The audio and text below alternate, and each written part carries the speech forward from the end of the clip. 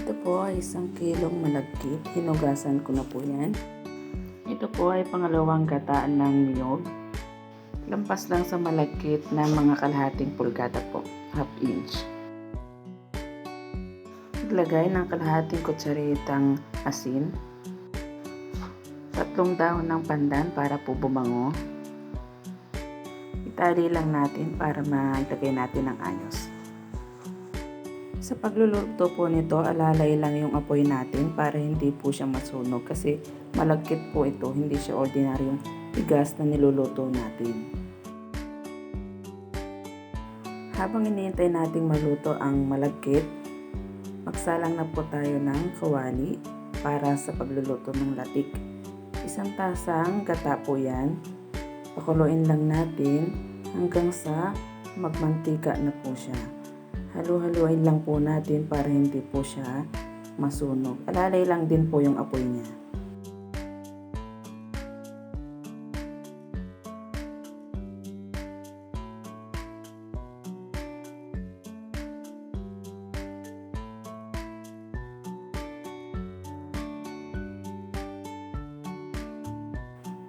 Ayan, pwede na po siya, mapula na siya. Patayin na natin yung apoy niya. Tapos, salain na natin, tanggalin na natin yung nabuong latik. Ilalagay natin yan mamaya pagkatapos natin lutuin ang ating biko.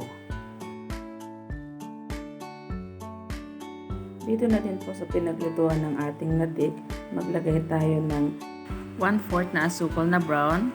Tapos kalahati pa po ulit ng 1/4. Mahina lang po ang apoy niyan hanggang sa mag-melt po yung asukal natin. Haluin po natin ng mabuti para mag-melt siya at hindi masunog.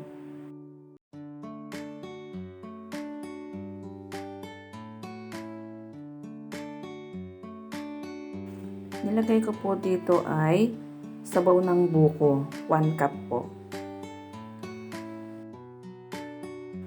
Tutunawin po ulit natin yan sa sabaw ng ating buko para po maglalasa po yan mamaya sa malagkit na ating ilalagay. Maglagay na tayo ng 1 tasang kakanggataang yung unang piga ng niyog po yan. Haluin lang po natin mabuti hanggang sa lumapot po yan.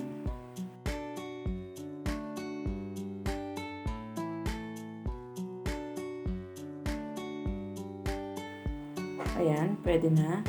Ilagay naman natin ngayon ang ating pinakayod na buko. Haluin lang po natin mabuti. At least 3 minutes po para po manuot sa ating buko yung asukal na may gata.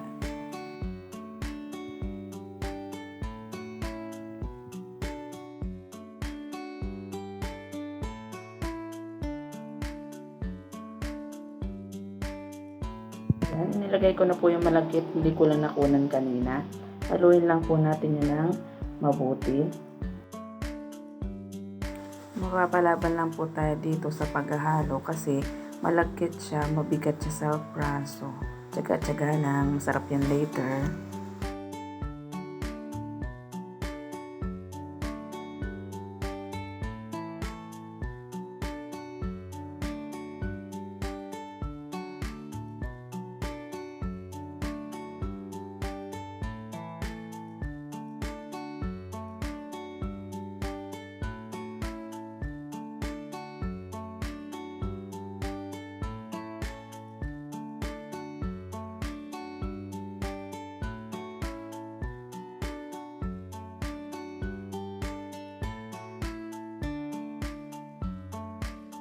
Ayan, pwede na natin ilagay sa ating bilao.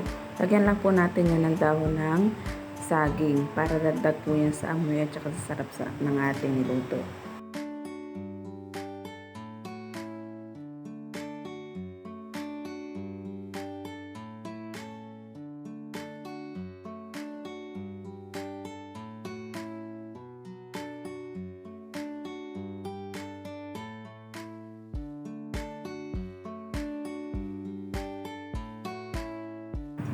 Ayan, pwede na natin i-slice para mamaya kapag kakain, madali na nating kuhanin.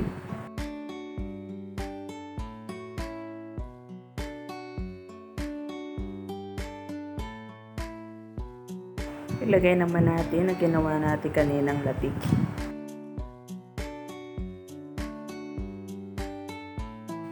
Para po sa mga hindi pa nakasubscribe, please subscribe po at pakiclick ng notification bell para po lagi kayong updated sa aking mga bagong recipe na lulutuin. Thank you for watching. Please subscribe.